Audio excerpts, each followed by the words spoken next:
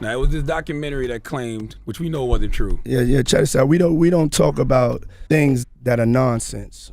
Do you feel like Puffy owe you? Yeah, he should. I think he should look out. He look out for everybody else. You know what I'm saying? In a jaw-dropping moment on a recent talk show, we saw Mase seemingly drop some heavy hints about the decades, long whispers tying Diddy to the assassination of Tupac, specifically alluding to Diddy's whispered connections with one Duane, Keefe D. Davis. The entertainment world is in uproar, and we've got all the details. You see Diddy, you see Suge Knight, and then a lot of their cohorts down there, but Tupac and Biggie at the top. On the show, when the name Keefe D was mentioned, Mase played coy, saying, Wait. Where do I know that name from? That name sounds familiar. This not so innocent comment had co-host Cameron and comedian guest Bubba Dub in splits, but it wasn't all laughs. As Bubba Dub cleverly retorted with Bad Boy, imitating the iconic Diddy bop, Cameron was left rolling with laughter. Yet, the energy took a somber turn as the group delved into the nitty-gritty of Tupac's unfortunate demise. Mase, choosing his words carefully, commented with clear severity, "I don't even mean that in no joking way." But let's remember, this isn't the first rodeo for such claims. Mase's recent insinuations have breathed fresh life into the persistent tales linking Diddy to Tupac's untimely demise. No, for real, I don't know what you're talking about. Bad boy. Fresh allegations and suspicions have arisen from the shadows, casting a renewed spotlight on the tumultuous era of hip-hop history, which witnessed the untimely demises of rap giants Tupac Shakur and the Notorious B. IG, a web of conspiracy theories and undisclosed truths, have persisted for years, with the name of Sean Diddy Combs, also known as Puffy or Puff Daddy, often surfacing amidst these speculations. That's I crazy. mean, we finally getting justice, man. You know what I'm saying? I pray Tupac get justice. Whoever is involved, he needs justice. Mase's recent cryptic comments on his sports talk show regarding Keefe D's arrest is the most recent moment that has amplified the resonance of these rumors. By simply feigning unfamiliarity with Keefe D's name, a purported link between the latter and Diddy, and its alleged connection to Tupac's assassination, Mase was not merely opening old wounds. He was actively thrusting them into contemporary discourse. With the notorious Bad Boy reference and the imitation of Diddy's dance by Bubba Dub, the undertones became glaringly clear, hinting towards a potential involvement of Diddy in Tupac's assassination. It was as if the air around the room thickened, carrying the weight of a long-standing mystery. For 27 years, the family of Tupac Shakur has been waiting for justice. Keefe D, for his part, has already placed himself at the center of this maelstrom. His 2008 police confession alluded to discussions with Diddy about assassinating both Tupac and Suge Knight, bringing the mogul into the eye of the storm. Although he claimed the financial end of the deal was never realized, the very mention of it was enough to keep the embers of conspiracy glowing. Diddy's vehement denials in response to these accusations, especially his 2016 dismissal of these as nonsense on The Breakfast Club, are juxtaposed against Keefe D's revelations and Mase's insinuations, adding more layers to the unfolding narrative. What makes you say you lost your empire because of Puffy? Why you say that? The circumstances leading up to Tupac's demise, notably the altercation at the Vegas Megam Hotel and Casino, also interweave with these conspiracy theories. The story suggests that Orlando Anderson, nephew to Keefe D, retaliated by shooting Tupac following an attack, ostensibly because Anderson had pilfered a chain from a death row associate. This narrative, too, while widely accepted, only contributes to the haze of ambiguity that surrounds Tupac's tragic end. Comments from Tupac's own brother, Mopreme Shakur, have poured fuel onto the flames of speculation. Addressing Keefe D's revelations and Diddy's purported involvement, Mopreme spoke candidly about the potential vindication for his late brother. He recalled a time when Tupac's warnings were dismissed as the rants of a paranoid artist. But now, with revelations and discussions rekindling those allegations, Mopreme's words give pause for thought. Was Tupac onto something that many chose to ignore? I've seen him, and he's saying things in these interviews that I got questions about. The intricacies of this tale are a maze of testimonials, denials, and underground chatter. Retired lap detective Greg Kading, who has been privy to many such accounts, remarked on the sheer complexity of nailing down any substantive evidence. Commenting specifically on Diddy's potential role, he underscores the necessity of airtight testimony and cautions against hurried judgments based on conjecture. I've seen the media portray me like I'm a gangster, which is just not the case. Indeed, the tension between Mase and Diddy is nothing new, and we've traced their relationship's highs and lows for quite some time. The friction began long before the cryptic comments and insinuations about Tupac's assassination. Their history, especially in the realm of music rights and business decisions, offers a glimpse into the cracks in their partnership. Back in the late 90s and early 2000s, Mase was one of the standout artists on Diddy's Bad Boy records. But as years passed, Mase began to express his discontent about the handling of his music rights. A pivotal moment occurred when, according to Cameron, Mase finally reclaimed his publishing rights from Diddy.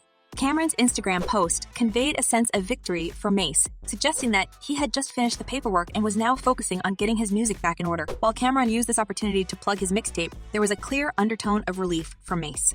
This publishing battle wasn't just about money, it was personal. Mase once shed light on his ordeal with Diddy in a sharp Instagram post, recalling the scant $20,000 he received for his publishing rights when he first joined Bad Boy. Later, when Mase tried to buy back his catalog for $2 million, Diddy seemingly played hardball.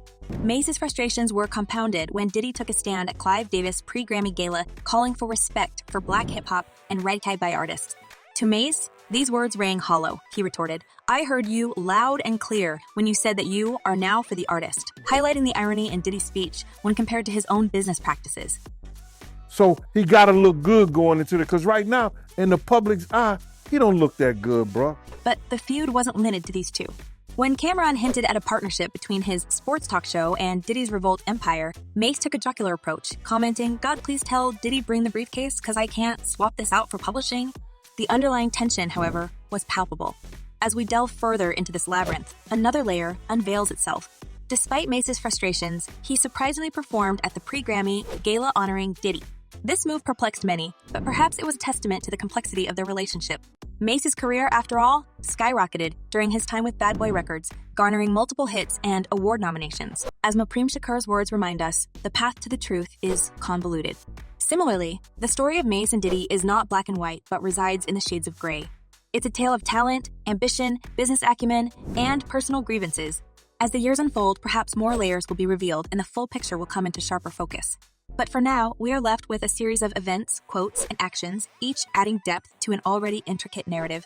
At the heart of these rumors and whispers, Diddy, formerly known as Puff Daddy, has consistently held a firm stance on the allegations connecting him to the demises of Tupac Shakur and Biggie Smalls.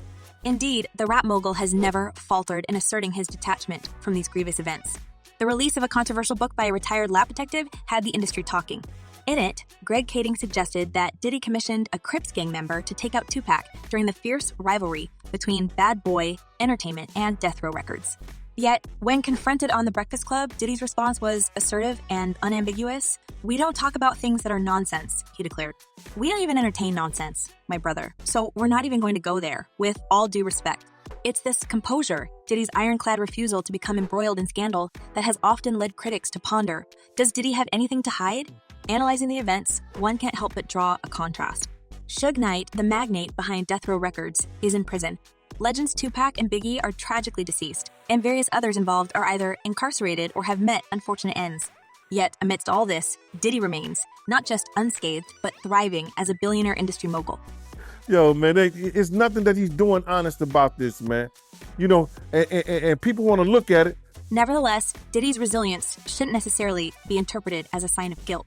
He consistently advocates for a positive outlook, which he echoed in his conversation with The Breakfast Club. "God sent me on this earth to give life, to inspire life, to only do things that are positive." Even in his chat with Farrell on the Othertone radio show, Diddy expressed a dedication to spreading positivity throughout his journey in the music industry. Diddy's relationship with Biggie also sheds light on his character.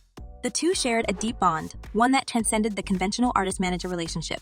While some might see opportunism in Diddy's plan for a grand Bad Boy reunion show on the eve of Biggie's 44th birthday, the mogul's sincerity seems evident. Not only is the reunion a historical nod to the vibrant legacy of Bad Boy Entertainment, but Diddy also promises a very respectful tribute to Biggie during the event.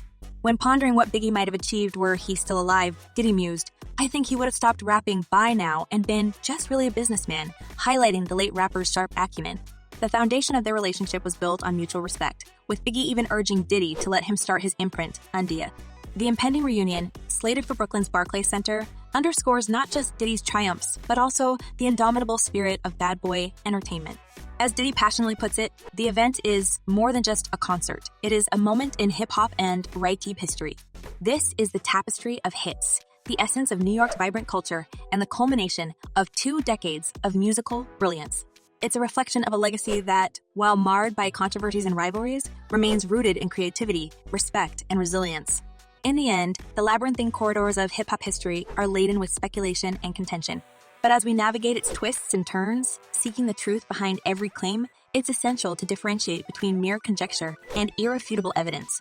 While the tragic events surrounding Tupac and Biggie's demises will forever be shrouded in mystery, Diddy's dedication to his craft, his artists, and his legacy is an undeniable testament to his character. Is this an attempt to cover up the tracks and save one's reputation? You don't think it's genuine. You think Puffy is just doing it for his image. And here's where we turn the mic over to you, our dear audience.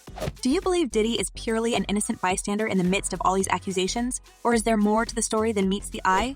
How does the intertwined history of Mase and Diddy color your perception? Weigh in below with your thoughts and let's get this conversation going. Until next time, stay curious, stay skeptical, and always stay tuned. Goodbye. Goodbye.